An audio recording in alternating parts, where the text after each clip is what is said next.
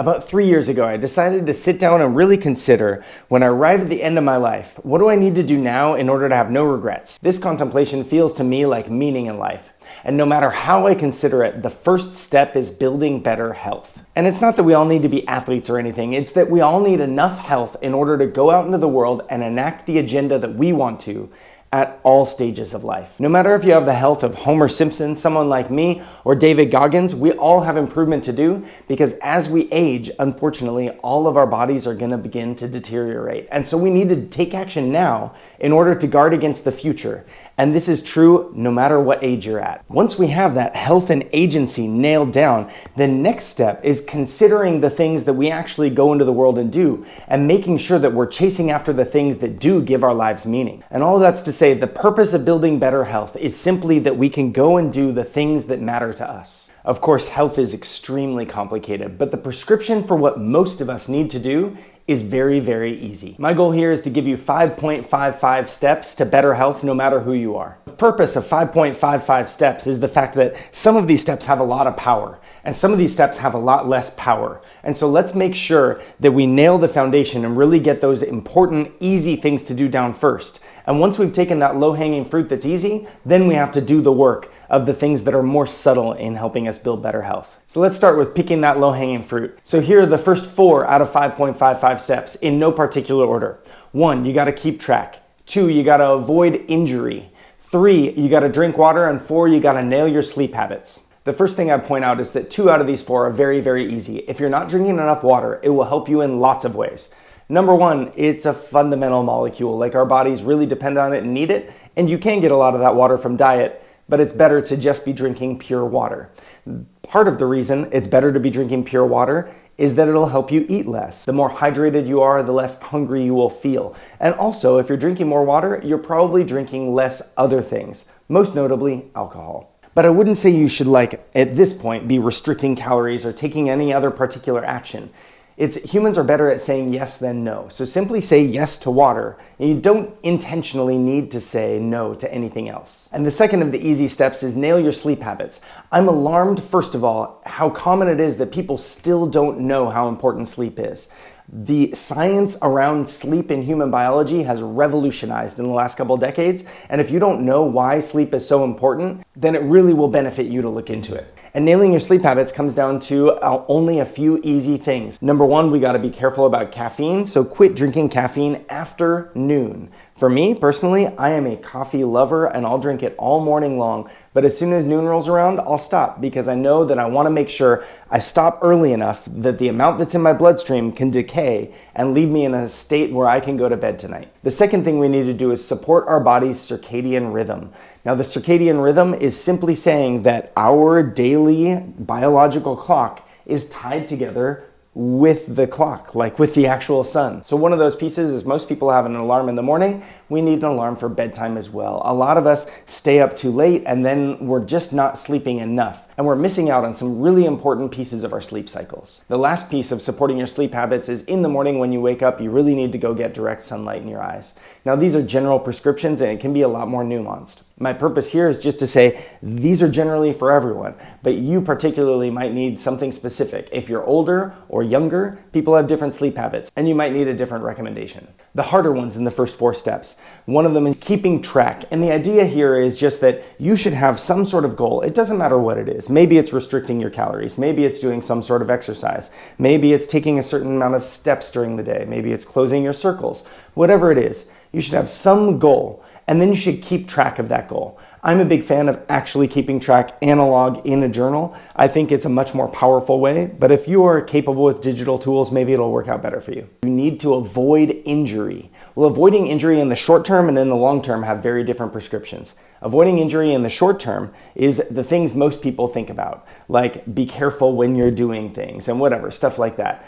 The main thing I would say in the short term is just know that there is nothing more dangerous in our lives than cars. Anytime cars are involved, we need an extra level of focus in everything that is happening. I used to do a lot of mountaineering and I was always surprised when people would say aren't you afraid of bears? I'd be like, no, I'm afraid of crossing the street. I mean, of course, there's things in the short term also, like make sure you know the emergency number in the country where you're at and things like that. In the long term, guarding our health is very different. In the long term, it's make sure you go to your yearly checkups. make sure you actually go to the dentist. Take care of your teeth. Those things are avoiding long-term injury for you. The problem with looking at avoiding injury in this way is in the short term is easy, and in the long term, we go and we rely on the medical industry and recommendations of our doctor. But the recommendations of your doctor are limited by 10-year time horizons. So the likelihood you will get some sort of troubling disease in 10 years might be very low, but the likelihood you'll get it in 50 years might be quite high. I'm interested in living 50 more years. So I'm interested in my time horizon, for example, of avoiding cardiovascular disease for the next 50, 60 years. And my point here is just to say that my doctor's recommendations are not enough. We need to go above and beyond. This leads me to the fifth of the 5.55 steps. The fifth of the 5.55 steps is understanding that these first four are the easy steps. They're the low-hanging fruit, and they are the foundation. They have a value of 4 out of 5.55. And 5 if you include this basis idea. So it's like we have these hard steps that we're going to go through and talk about how else can you improve your health. But if you're working on these hard steps and one of the easy ones drop off, you stop here and you go back and you fill that in. So the fifth of the 5.55 steps is understanding these first 4 steps are everything. If you lose them, they're the first thing you go back to. As an example, when we go and talk about the rest of these things, there's going to be things about diet and exercise. And diet and exercise are super important, but if your sleep habits aren't nailed down, your diet and exercise are not going to help you in the ways that you think they will. A coach I really like to follow, Ben Bergeron, is a high-level CrossFit coach.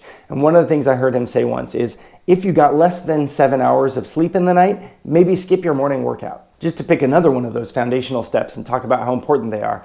I was at an event one time, this was a GoRuck event, and we're staying up all night and doing these active things as a team, and it's really cool. And a guy I respect was actually just about to leave. And when I caught him, what he said was, no event is worth an injury. And he just decided for his body that night was not the right decision, and he left and walked home. I learned something from him that night, and I could not agree more.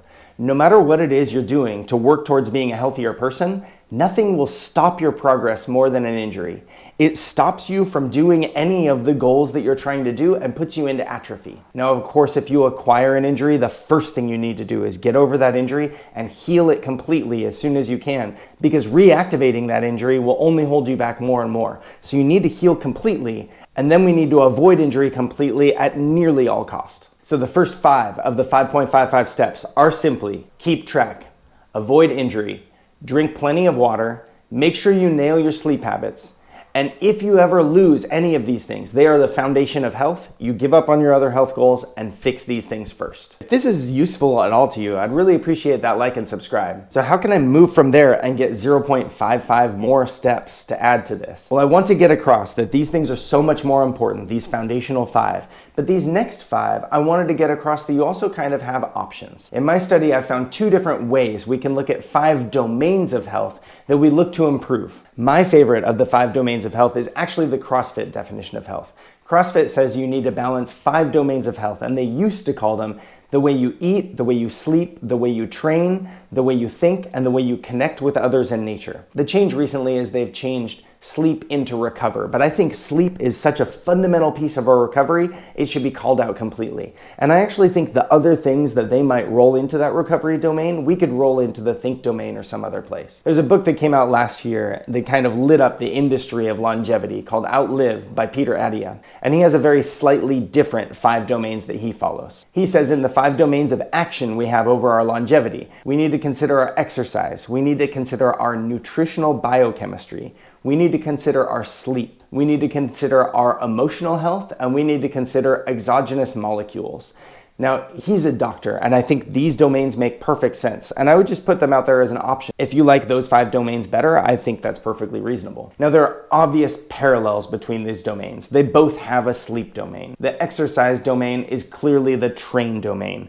Nutritional biochemistry is the eat domain, kind of, but I understand why Peter Attia likes nutritional biochemistry better. Emotional health is some form of the way we think and the way we connect with others in nature. And then there's this exogenous molecules, which as an MD, I think make a ton of sense for him because he can talk about supplements and medications. For me personally, I would just roll those into the eat domain. It's just the way that I feel about things. As a last point for why I prefer the CrossFit domains, I like the extra emphasis on the way we think and the way we connect with others in nature, because I think those ones are the ones that are kind of the hardest to value when we think about health, and they build to our emotional health in a way that already gives me an action plan. So you start out nailing down those first 5 easy, low-hanging fruit steps. And once you've got those things nailed, then you're gonna move on to choosing whichever of these domains that you like the best.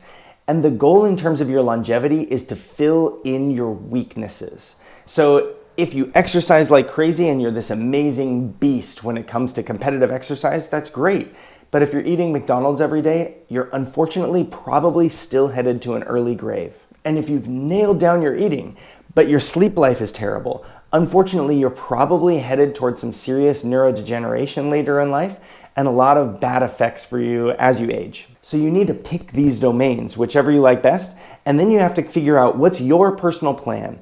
And I can't answer that part for you. It has to match your own physiology and it has to fill in your own weaknesses. I could give you a few examples. So I think many people's journey might look something like this. You go to check in with the foundation and you find, well, I'm drinking plenty of water and I sleep a solid 8 hours every night and I'm not injured. Maybe I need to make my yearly checkup. So that's action 1. And then I'm just not keeping track of anything. So this to me sounds like a very healthy person, or at least a relatively healthy person, but a directionless one. And the problem is, in order to build meaning, we want to make sure we're chasing after the things that we want to chase after. So you need to set a goal and then keep track in order to chase that goal. If you don't set those goals, you're literally just at the whim of fate, and good luck. But once you've set that goal, the only way to know if you're moving towards it is to keep track. And if you keep track, then you can look week by week or day by day or whatever time period, and you can see, am I moving towards establishing these habits, towards getting these goals, these things that I want for my future? Without that record, it's all just feels. And I feel like I'm getting healthier is a great thing to feel like, but are you? But maybe a person already has those things nailed down. They already have a journal. They have already set some goals. You're already chasing those things. The foundation is set. Well, then you would move to those 5 domains and you'd have to decide for yourself, what's my weakest domain?